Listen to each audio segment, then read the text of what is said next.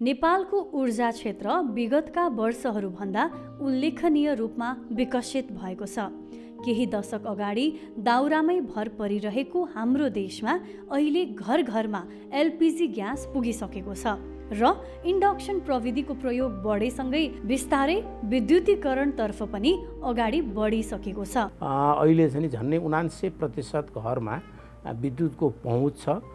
त्यो मध्ये झन्डै 2% चाहिँ यो आइसोलेटेड अफ ग्रिड डिस्ट्रिब्युटेड जेनेरेसनबाट छ भने झन्डै चाहिँ तपाईँको 97% चाहिँ केन्द्रीय प्रसारण लाइनबाट छ। र यो हाम्रो जस्तो एकदमै चाहिँ डाँडाकाँडा हिमाली माउन्टेनले चाहिँ तपाईँको चाहिँ भनौँ न भरिएको छ नि, यो एकदमै चाहिँ पहाडी मुलुकमा यो किसिमको तपाईँको चाहिँ ग्रिडको एक्सपान्सन हैन, यो चाहिँ 97% जनतामा विद्युतको पहुँच, त्यो पनि ग्रिड क्वालिटीको विद्युतको पहुँच पुग्नु भनेको चाहिँ एकदमै राम्रो हो। तर अब भविष्यमा भने ऊर्जाको माग कस्तो होला त र यो माग पूरा गर्नका निम्ति नेपालले के कस्ता चुनौतीहरूको सामना गर्नु पर्ला त? उद्योगहरूको विस्तारसँगै उनीहरूको ऊर्जा आवश्यकतामा पनि वृद्धि भइरहेको छ। विद्युतीय सवारी साधन इभी र चुलो जस्ता उपकरणहरूको प्रयोगमा मानिसहरूको रुचि बढेसँगै ऊर्जा मागमा नयाँ आयाम थपिएको छ।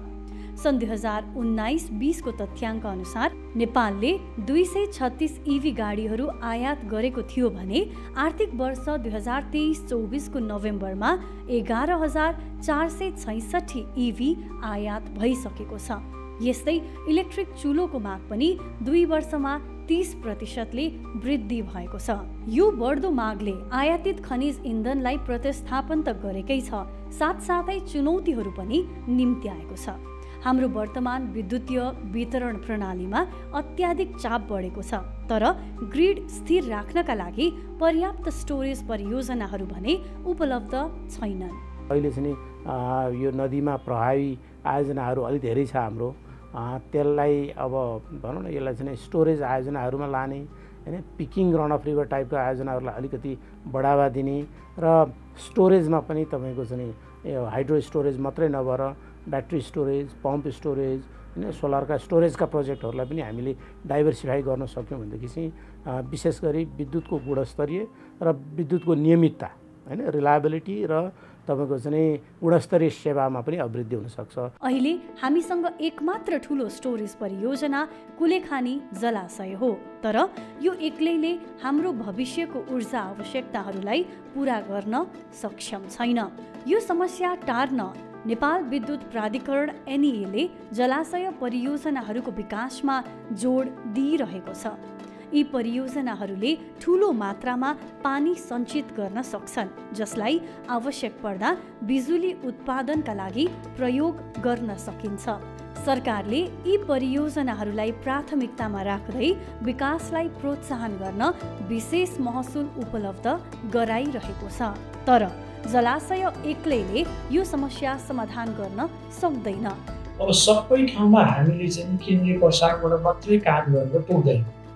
हामीले चाहिँ त्यो कारणले गर्दा डिसेन्ट्रलाइज रिन्युएबल एनर्जीको विकास गर्नै पर्छ। अहिले भर्खरलाई हामीले उदाहरणको रूपमा हेऱ्यौँ भने राष्ट्रिय प्रसाद पुगेकै ठाउँमा त्यो उद्योग होस्, व्यवसाय होस्, अथवा चाहिँ घरायसी क्षेत्र होस् अथवा सेवा क्षेत्र होस्, विद्युत चाहिँ उपलब्ध त छ, भरपर्दो भएन भन्ने कुरा आइरहेको छ। ठुला परियोजना बनाउन धेरै समय लाग्छ, त्यसैले छिटो समाधानको रूपमा हामीले साना ब्याट्री स्टोरेज प्रणालीहरू प्रयोग गर्न सक्छौँ। यस्ता वितरित प्रणालीले स्थानीय समस्या समाधानमा सहयोग पुर्याउँछ र लागत पनि कम हुन्छ। यसले सम्बन्धित चाहिँ उपभोक्ताको चाहिँ विद्युतको माग आंशिक रूपमा पुरा पनि गर्छ, बढी भयो भने पुग्न सप्लाई गर्छ र यो चाहिँ विद्युत प्रणालीलाई धेरै भरपर्दो र गुणस्तरीय बनाउन पनि सहयोग गर्छ। विकसित देशहरूको अनुभवबाट नेपालले धेरै कुरा सिक्न सक्छ। अमेरिकाको वर्मोन्टमा ऊर्जा कम्पनीहरूले ग्राहकलाई ब्याट्री स्थापना गर्न भुक्तान गर्दैछन्, जसले ग्रिडलाई स्थिर राख्न सहयोग पुर्याउँछ। जर्मनीमा भने हाल 5% घरमा सौर्य ब्याट्रीहरू स्थापित छन्, जुन एक नयाँ रेकर्ड हो। यी उदाहरणहरूले वितरित नवीकरणीय ऊर्जा प्रणालीहरूको सम्भावना र फाइदाहरू स्पष्ट रूपमा देखाउँछन्। नेपालमा पनि ऊर्जा स्टोरेज प्रविधिमा परिवर्तन हुँदैछ, जसमा स्मार्ट ब्याट्री प्रविधिको एक कोसे ढुङ्गा बनेर घाम पावर नेपालको ग्रिप्स परियोजना अगाडि आएको छ।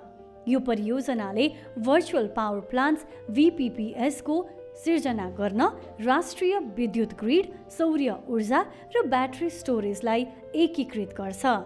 VPPहरू विकेन्द्रीकृत पावर स्रोतहरूका नेटवर्क हुन् जुन एक विश्वसनीय र फ्लेक्सिबल विद्युत आपूर्ति दिनका लागि व्यवस्थापन गरिन्छ। ब्याट्री स्टोरेजको प्रयोग गरेर यो प्रणालीले अत्याधिक सौर्य ऊर्जा सञ्चित गर्छ र आवश्यकता परेको बेला जस्तै राति वा बादल लागेको दिनहरूमा बिजुली आपूर्ति गर्छ। तर यी समाधानलाई वास्तविकता बनाउनका लागि केही महत्त्वपूर्ण नीतिगत परिवर्तनहरू आवश्यक छन्। स्थानीय विद्युत नेटवर्कलाई सुधार गर्दै भविष्यका मागहरूको अनुमान गरेर सहायक सेवाहरू प्रदान गर्नुपर्नेछ। हालको परिस्थितिमा सुधार ल्याउनको लागि नीतिगत परिवर्तन अनिवार्य हुन्छ।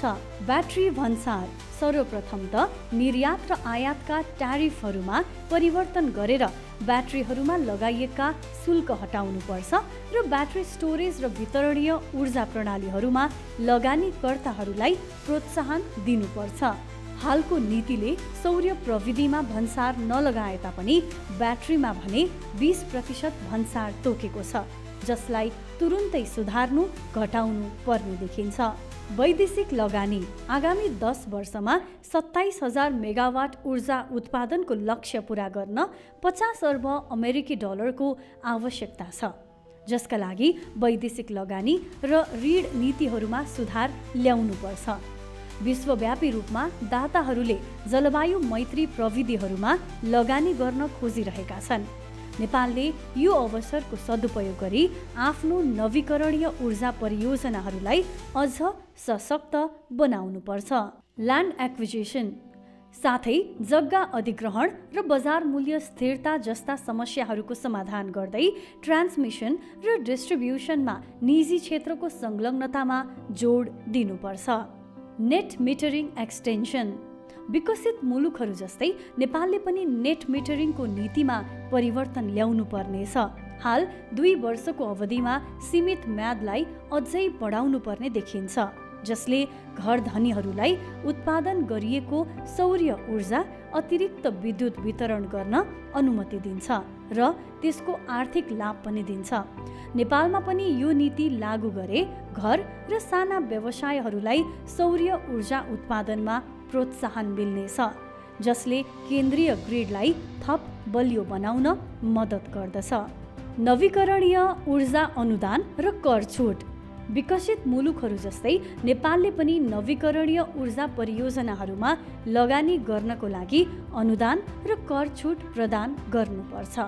यस्तो नीतिले सौर्य, वायु र जलविद्युत परियोजनाहरूमा लगानी गर्न प्रोत्साहन दिन्छ, जसले ऊर्जा उत्पादन बढाउन, खनिज इन्धनमा निर्भरता न्यूनीकरण गर्न र प्रदूषण घटाउन मद्दत पुग्छ। नवीकरणीय ऊर्जा कोठा renewable portfolio standard RPS Canada र युरोपियन युनियनका धेरै देशहरूले आफ्नो विद्युत आपूर्तिमा निश्चित प्रतिशत नवीकरणीय स्रोतहरूबाट नै आउनुपर्ने कोटा निर्धारण गरेका छन्।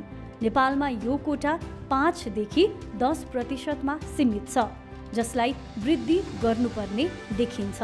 भविष्यको दृष्टिले हेर्दा ठूलो स्केल र वितरणीय ऊर्जा उत्पादनलाई एकसाथ अघि बढाउनुपर्छ। सौर्य ऊर्जा र ब्याट्री स्टोरेजको मूल्य घट्दै जाँदा वितरणीय प्रणालीहरू अझै सक्षम र पहुँचयोग्य बनेका छन्। यी प्रणालीहरू केवल अस्थायी समाधानको रूपमा सीमित नरही सबै सरकारवाला पक्षहरूको दीर्घकालीन फाइदाका लागि एक स्थिर र सशक्त विकल्पका रूपमा विकसित हुनुपर्छ।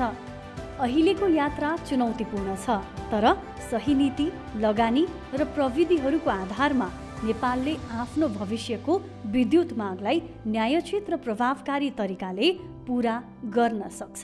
नेपालको ऊर्जा पहुँच, ऊर्जा विश्वसनीयता र ऊर्जा रूपान्तरणका लागि काम गर्ने समय अहिले नै हो।